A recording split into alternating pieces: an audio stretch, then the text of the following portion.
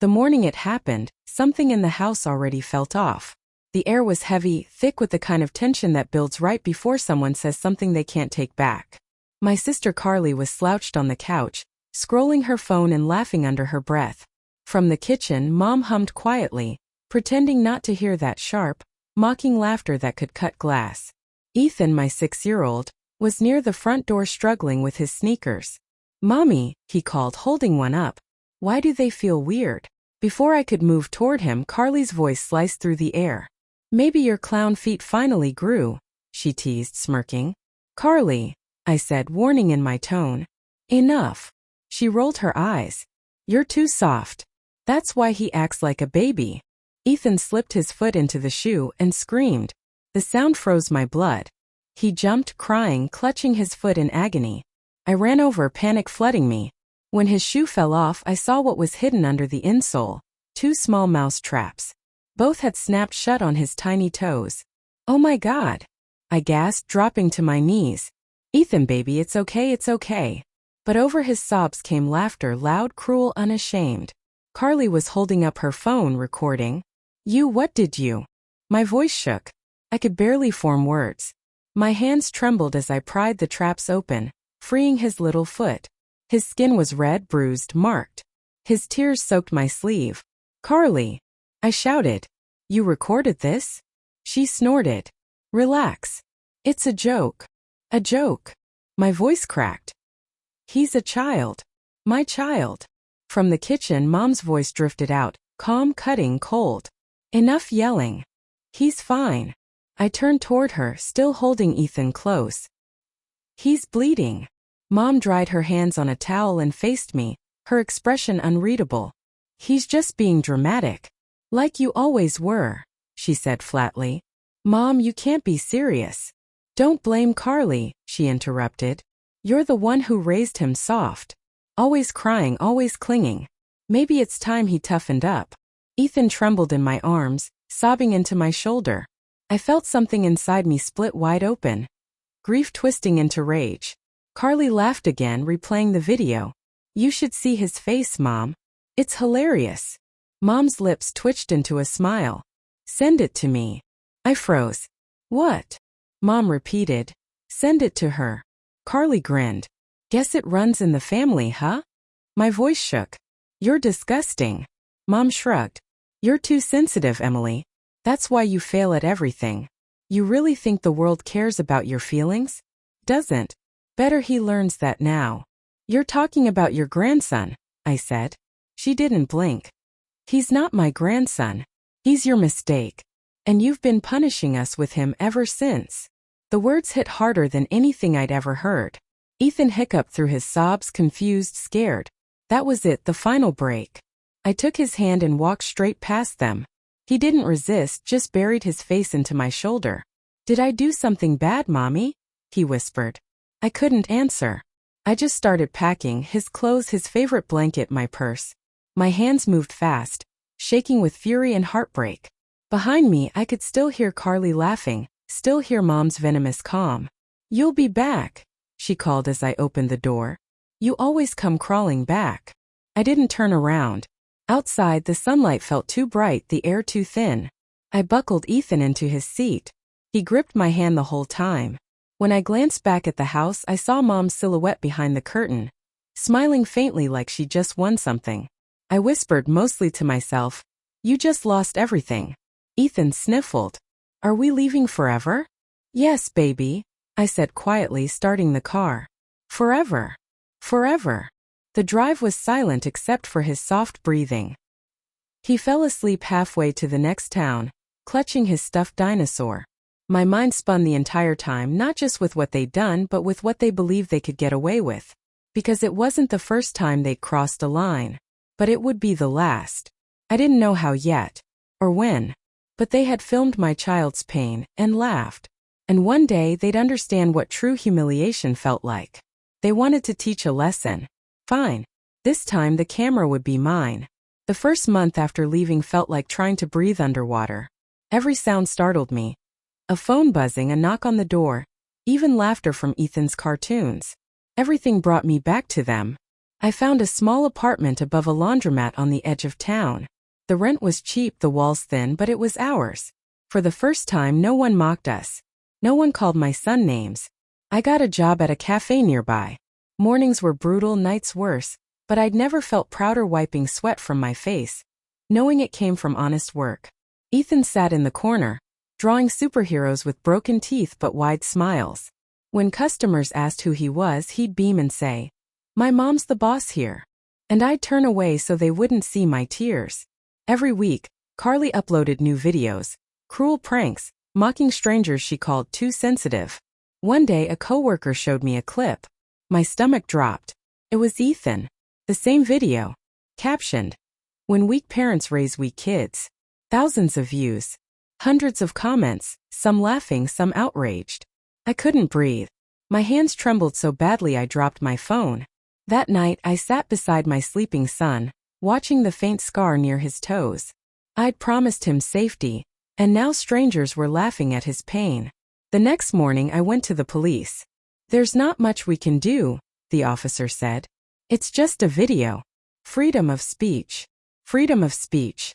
The words tasted like poison. For weeks I couldn't focus. The sound of the espresso machine reminded me of Carly's laughter. But grief hardens into steel. One night after closing, I opened my laptop. I started reading privacy laws, defamation, child exploitation statutes. I learned everything. How to track IPs. How to preserve evidence. How to report violations without crossing legal lines. I didn't want revenge. I wanted justice. First, I didn't want revenge. I wanted justice. But that changed the moment I saw Mom's comment under the video. Maybe now she'll learn to raise him right. Something inside me clicked, not broken this time but sharp, deliberate. I made a new account under a fake name and began leaving comments beneath Carly's posts. Not insults, just questions. "Is this your nephew? Why is he crying? Didn't you say your sister was abusive?" Within days, people started piecing things together. The contradictions in her videos were glaring. Carly had built a following claiming to care about mental health. That made her hypocrisy easy prey. I never lied. I just let their own truth devour them. Then came the night everything changed. A journalist from a local news site reached out to my anonymous account. She was investigating online cruelty toward children. She'd seen the video and wanted to expose the people behind it. Ethan's face hidden, identity protected. I said yes. When the story went live, it spread faster than I ever expected. Headlines called it the mousetrap prank that went too far.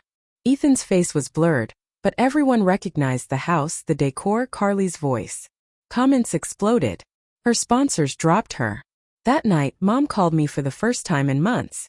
Her voice was low, shaking with fury. "You did this," she hissed. "You ruined her life." "No, Mom," I said, my voice steady for the first time. "You did. You think you're better than us? You and your little mistake." I hung up. Ethan stirred in his sleep, whispering, "Mommy, go back to sleep, baby," I said softly. But as I watched him dream, I knew this wasn't over. They had taught me cruelty. Now I would teach them consequence. The calls started soon after. Carly's manager first, voice trembling. Sponsors were withdrawing, PR teams cutting ties, brand deals gone overnight. Then came the texts, the emails. Strangers asking how she could be so heartless. Fame slipped away faster than she could post an apology. Eventually, she sat on that same old couch, someone else's article about her open on her phone. Hands shaking as she scrolled through the wreckage of her own making. Mom stood behind her, watching with that same empty smile, like someone watching a candle burn out. I stood in the doorway, Ethan asleep on my shoulder, and felt not triumph, just the quiet settling of something long overdue. Justice wasn't loud. It was calm, patient, final. A month later, they came to my door. Not with threats, not even excuses. Just rain-soaked faces and hollow eyes. "Emily," Mom whispered, her voice thin. "We're homeless. Carly's videos are gone. We have nothing. Please, please help us." I let them stand there. Ethan rubbed his sleepy eyes, peeking at them, innocent and unaware. Whatever fear had once kept me small drained away. "I can give you one thing," I said. "But it's not money. It's not a home. It's work, real work." The kind that helps the families I help now. I didn't say it to be cruel. I said it because cruelty had always been their language, and work was its opposite. You'll come to the community center 3 mornings a week, I continued. You'll clean. You'll sort donations. You'll sit in parenting classes. You'll help with the children's playgroup. And you'll listen. Dad's jaw tightened. So we're just supposed to do chores? No, I said evenly. You'll learn to be useful. You'll repay what you broke by rebuilding something that matters. They froze. Mom's eyes flashed anger. Then something else. The dawning horror of people realizing their old currency, shame and control, no longer had value. Carly spat. You'd make us work for scraps? As if scraps weren't the same crumbs they'd once left me and my son to survive on. I enrolled them anyway. The first week was hard to watch. Dad awkward with the broom. Mom murmuring apologies, not to me yet, but to the tiles beneath her knees. Neighbors came in and recognized them. The same couple who'd hosted those loud Sunday dinners. The stares, the whispers, the quiet judgment. Social justice that cut deeper than any court ruling. It wasn't punishment. It was correction. The long grinding work of undoing harm. They scrubbed toys I'd once found chewed and broken. They folded donated blankets with hands learning gentleness for the first time. They sat in circles with other parents, listening to stories that sounded too much like their own pain they'd once laughed at. Each week they faced it. And slowly they began to change. Carly eventually stopped showing up. She moved to a cheap motel, taking night shifts at a grocery store. Fame had been her only identity. When it shattered, she had nothing left. Mom lasted longer.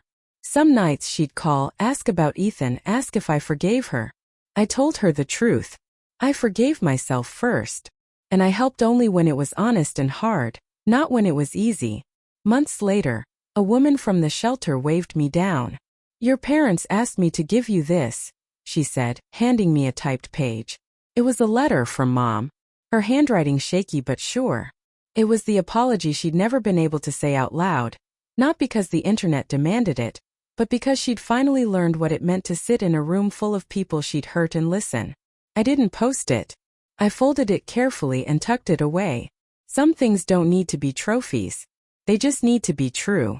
When I locked the door of our little apartment for the last time and walked into the center, seeing children laughing freely, shelves filled with clean toys and donations, I finally understood what I'd been building all along.